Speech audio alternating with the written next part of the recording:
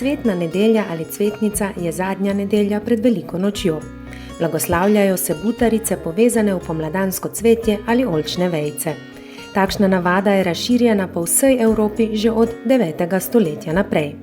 Nekateri pravijo, da je obredje povezano tudi z zelo staro šego zbiranja svetega rastlinja, ki pa naj bi odganjalo bolezni, varovalo pred strelo in pospeševalo rast.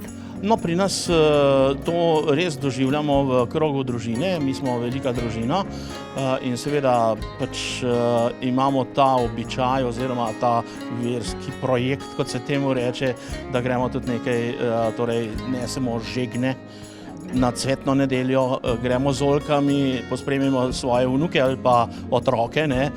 No, zdaj, jaz imam vnukinjo 3 leta, bo jasno treba na cvetno nedeljo butarico nesti, kakšne oljčne vejice. Vse izjave smo seveda posneli še pred časom, pred to situacijo, v kateri smo trenutno. Ta običaj pa bo letos zabeležen nekoliko drugače. Škofje bodo obhajali bogoslužje cvetne nedelje v svojih stolnicah, brez navzočnosti ljudstva.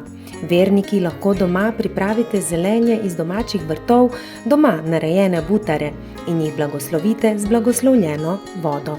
Sveto mašo boste lahko spremljali preko televizijskih ekranov ali spletnega prenosa iz župnijske cerkve.